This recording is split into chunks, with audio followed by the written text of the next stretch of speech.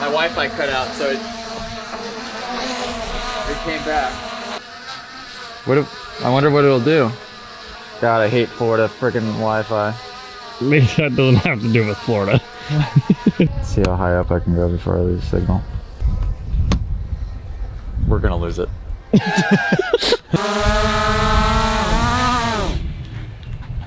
Dude, not bad. I'm skilled. we'll see. This thing is awesome. We'll see how the footage looks. Hello. I hate these intros, dude. Today is Wednesday, March 3rd. We were supposed to be at Dreamland, had to cancel last minute. It is 8:30 a.m. We are at Dennis's house, Florida Motocross Vacations in Oxford. I don't know where we are. We're 10 minutes or so from We're right near Spider MX. We're about an hour from Orlando Airport. So he has like the whole deal here. Basically, I think his thing is he flies people in and then they get treated like they're factory riders. So he has bikes that they ride, gear. He takes them to tracks and like the cool trailer setup. Pretty cool. Anybody, right? Yeah. This is where we're staying for the next couple of days. Since we couldn't go to the Dreamland today, this is a sand track. We're gonna probably do some turn track stuff today, I suppose. Also, big day, ladies and gentlemen. Can you see that? Yes, I can.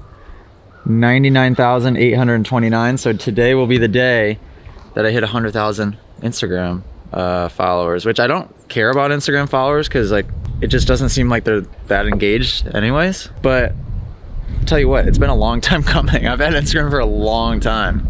Like 100K on YouTube will be a much bigger milestone, but still pretty cool. So all we want is the blue check mark. Yeah, I care about the blue check mark more, and I've been denied time after time for the blue check mark. So I don't know how you have 100,000 followers and get denied. If anybody has any intel on that, let me know. Otherwise, we're gonna go do a little track walk action, and I might steal a bike and ride today, I suppose.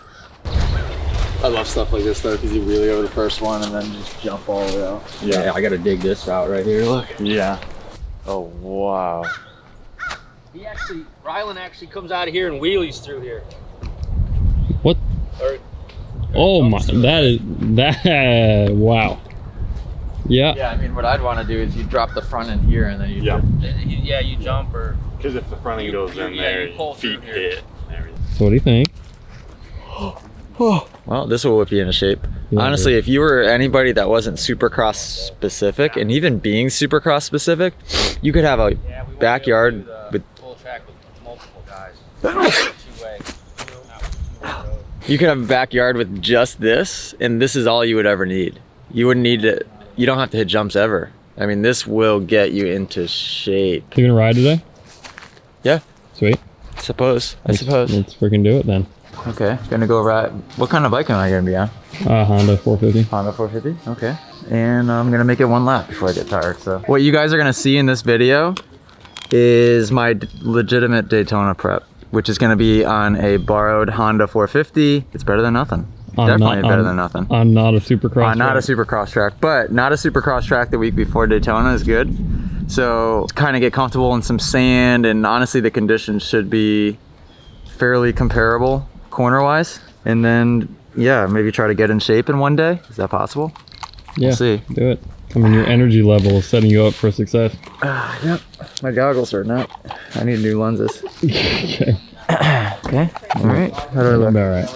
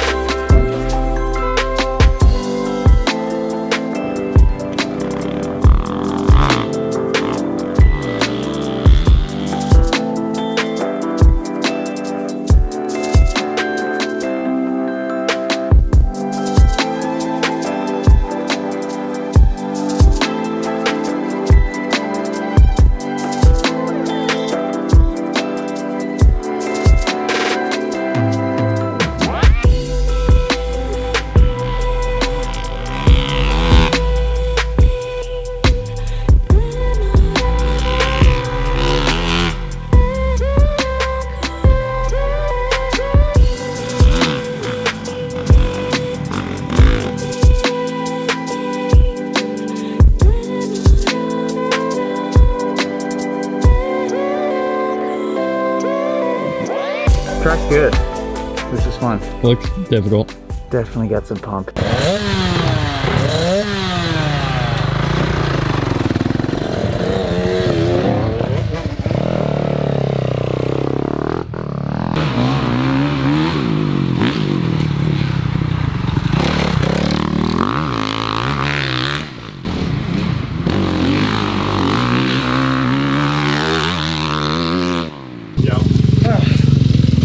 You beat? You know how hard it is to not ride a dirt bike? And then just to go do a 20-minute moto on that? Like, I was so tired. Like, literally 4th lap in. And then I started getting sweat. Oh yeah, sweat's in the eyes now. You get roosted very bad? I got roosted terribly by, I think it was Ross one time. Me too. So just trying to, this rut's really, did you get a good visual on the rut? Rut's really deep, so we're trying to keep his feet tight, his chest forward, and committing to it. And he's a really good rider. It seems like as soon as that gate drops, he's playing the balance game, where you just want to like go and stay tight, and the momentum should, even if you're cross-rutted, it shouldn't be that big of an issue. I was able to get it pretty consistent, but it's tough. I mean, in pros, we never see ruts like this either, because they always groom it nice for each one.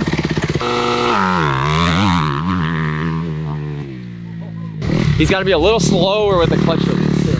Fully let out until you're probably out here. I think this is, you're starting to cause these.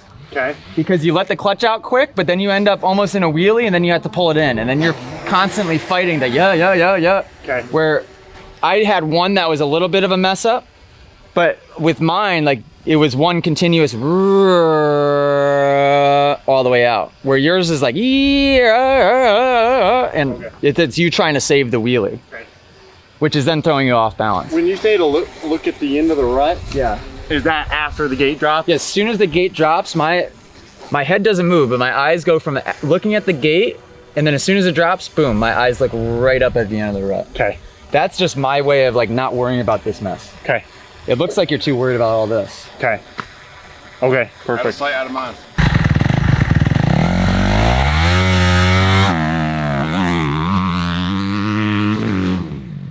That was great, and you could tell that clutch was let out way slower because the bike sounded different. That was really good.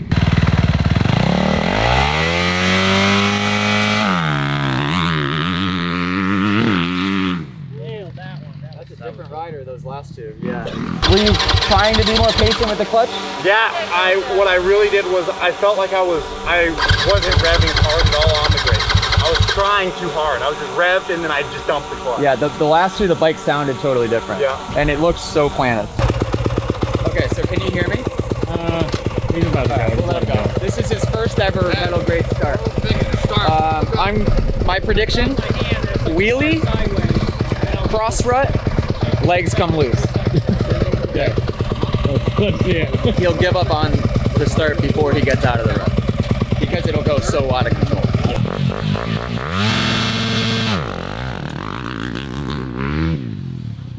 Pretty close. Just about everything but the feet. just about everything but the feet. He controlled the wheelie better than I thought. So, okay. The main difference with the metal grate that we start on in Supercross is the traction is ridiculous. So, first of all, chest staying forward and not moving is huge.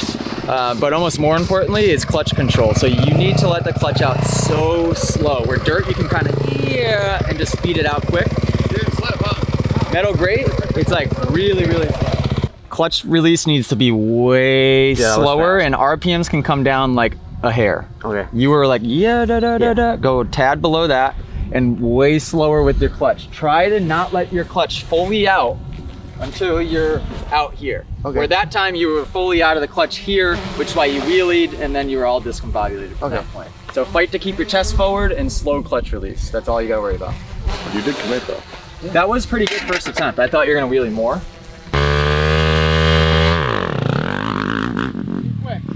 RPMs were lower, but clutch still went yo, and you heard it. This is the hard part, because think about it. When there's all the fans in the freaking stadium and there's a million bikes around you revving wide open, when the gate drops, you're in your pit of your stomach, you're just like, I just want to go. But you have to combine good reaction time with patient, slow clutch release, and that's the hardest thing. So, Ross, do you know what you did wrong? Clutch. Way too fast. Yeah. I know you're trying to time the gate good, but really focus on tell yourself to do it slow. That's the hard part, is because you want to time it good, right? Yeah. But you have to let the clutch out slow. And don't think that's going to make your start worse, because all it's going to do is just plant that front tire barely above the ground, right? Like a perfect start is when your front tire is this far off the ground. And that's going to happen. You don't have to shift third until you're out of that rut, right? Yeah. So don't move your feet, don't move your chest, and be patient with the clutch. Clutch shouldn't be fully out until you're way the heck down there. Okay. It will plant, and forget about the rut, because once you do that right, it'll fix the rut, because the bike will be planted.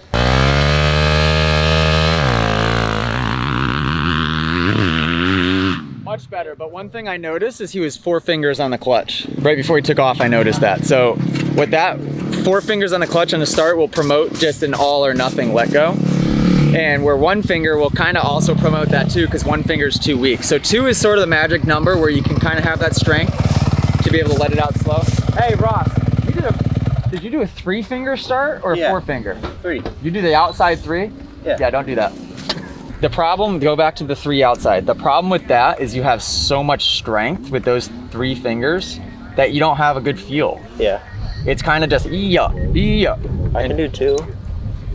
Oh, why would you do that? Those 2 are weird. Bro, that rut is so gnarly looking. Yeah, I know. But at amateur nationals, the ruts out of the gate get really bad. That's the one thing at amateurs that's probably harder, is that they don't groom that, where in pros they do.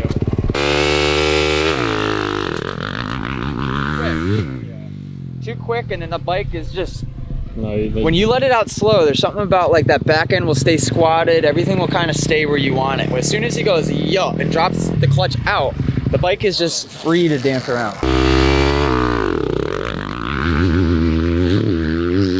Better, still too quick, and that's gonna keep happening with the 3 fingers.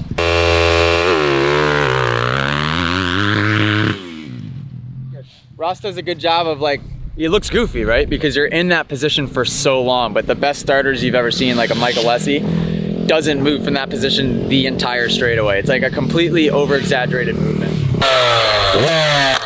My prediction, too quick a clutch release, really.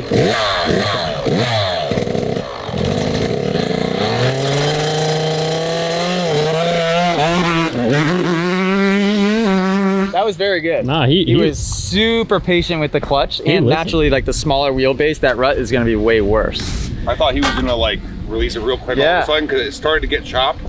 That was great. Only thing I'd change about that is he was in a bit of a rush to get his feet to the pegs. I would try to keep your feet in front of the foot pegs until you're almost out of the rut. You brought him up like before the halfway mark in the rut. It was too soon. It kind of unsettled you. Yeah. But you were super slow with the clutch. So that was good.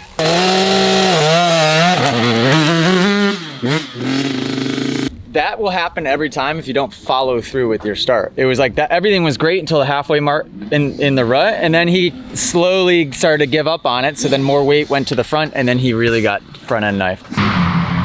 Good. There you go.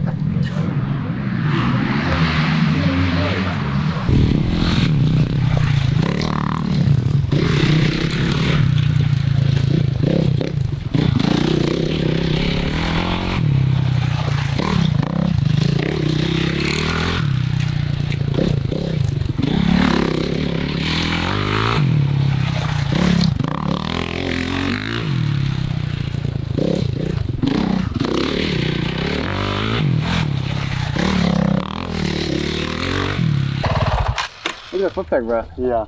It's a little tight to get a bunch of people in it though. I know. 4 people? Yeah. We could do it. You barely got 2. We could do it. That would be sketchy as heck. All right, you want to hop in with me? And then Ross, if you're feeling confident, you want to hop in with us once we're in it?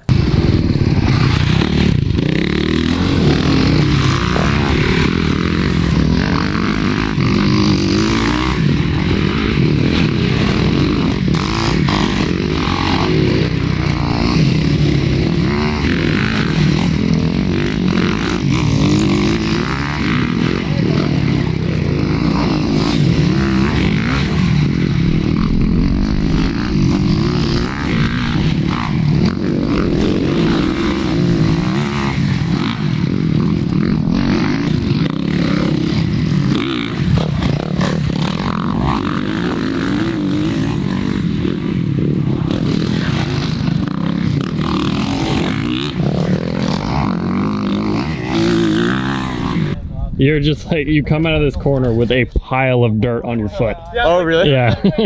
Hey, good job, guys. That's like one of the best figure eights I've ever done.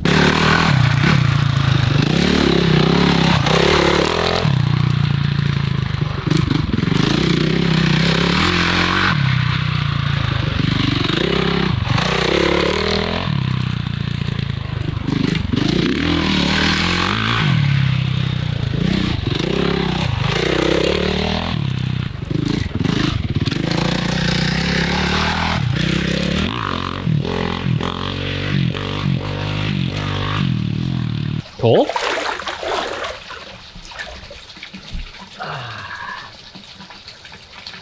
I need a raft. Guinness Stout. Ladies and gentlemen, as you all know, I'm a man of balance, hard day of riding, and I'm now in the pool. By the time this comes out, thank you guys for 100,000 on Instagram, pretty exciting stuff. Goal for Supercross is 100,000 subscribers on YouTube. We are nowhere near that goal, so we gotta step it up. Subscribe to Cam. Cam's blowing me out of the water as far as subscriber rate. And just see you guys whenever the heck. Okay. All right.